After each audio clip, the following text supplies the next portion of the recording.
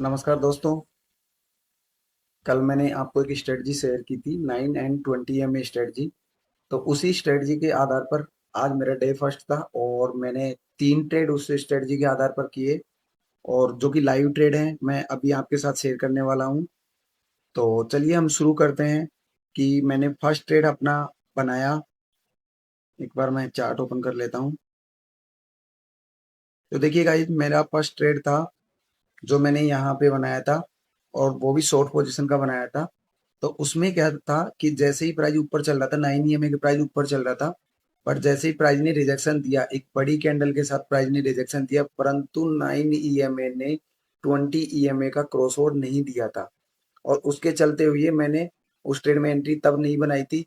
फिर वापस से प्राइस ने धीरे धीरे धीरे धीरे ऊपर जाना स्टार्ट किया, लेकिन वापस से एक स्पाइक आया नीचे की ओर और 9 EMA ने 20 EMA का रिजेक्शन दिया।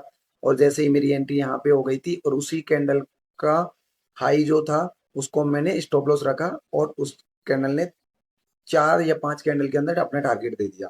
तो मेरा फर्स्ट टारगेट यहाँ डन हो गया था। फिर यहाँ कैंडल कॉइन एकदम से रुकने लगी और रुकने के बाद मैंने सेकंड ट्रेड प्लान करने की कोशिश की।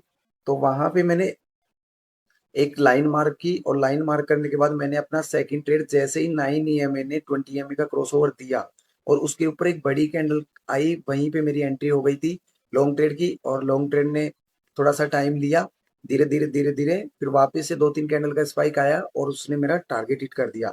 तो सेकंड ट्रेड मेरा यहाँ डन हो गया था। अब थर्ड ट्रेड में जैसे ही कोइन ने रिजेक्शन देना स्टार्ट किया, परंतु 9 EMA और जो कैंडल में गैप था वो बहुत दूर था, इसलिए मैंने शॉर्ट ट्रेड प्लान नहीं किया।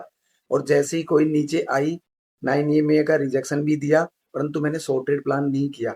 लेकिन कोइन ने नीचे आकर वापस से अगेन कोइन ने ऊपर जाना स्टार्ट किया और मैंने एक लॉन्ग ट्रेड की एंट्री बनाई। जैसे ही बड़ी कैंडल आई, मैंने यहाँ पे एंट्री बना दी थी, क्योंकि कोइन यहाँ थोड़ी देर रुक के उसके बाद एक स्पाइक दिया और उसके अंदर मैंने एंट्री बनाई। उसी का मैंने स्टॉप लॉस रखा उस कैंडल से थोड़ा सा नीचे और मेरा टारगेट यहाँ पे हिट हो चुका है, थर्ड टारगेट। तो गाइज, अपन 10 ट्रेड करने की बजाय, 20 ट्रेड करने की बजाय, अगर अपन सही तरीके से और सही प्लानिंग के साथ 1 या 2 ट्रेड भी अपन बनाते हैं और हमारे ट्रेड सक्सेसफुल हो जाते हैं, तो हमको 50 जगह घूमने की जरूरत नहीं होती, 50 ट्रेड बनाने की जरूरत नहीं होती।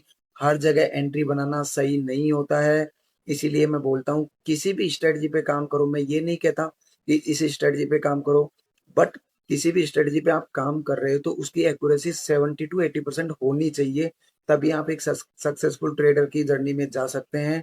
अदरवाइज आप 2 दिन, 3 दिन, 4 दिन प्रॉफिट करोगे, एक दिन ऐसा आएगा कि आपका सारा कैपिटल लेके चला जाएगा और यही कंटिन्यू चलता रहेगा, क्योंकि आप लॉन्ग ट्रेड होल्ड नहीं कर पाते हैं, शॉर्ट ट्रेड में ज्यादा देर तक नहीं रुक पाते हैं। आप लॉस वाली ट्रेड को तो काफी टाइम तक होल्ड कर लेते हैं, लेकिन प्रॉफिट वाली ट्रेड थोड़ी सी प्रॉफिट में आते ही दिमाग में चलता है मैं यहाँ प्रॉफिट बुक कर लूँ, कहीं ये माइनस में नहीं आ जाए, कहीं ये वापस माइनस में ना चले जाए, कहीं मैं लॉस में ना चला जाऊं। अपना पूरा कैपिटल आप दाव पे लगा देते हो। तो इसलिए गाइज, एक स्ट्रेटजी पे काम करो, बैक टेस्ट करते रहो और उसी स्ट्रेटजी को कंटिन्यू प्रॉपर काम करके उसी में जो आपकी क्वांटिटी है, लॉट साइज है, तो वो आप इंक्रीज कर लीजिए।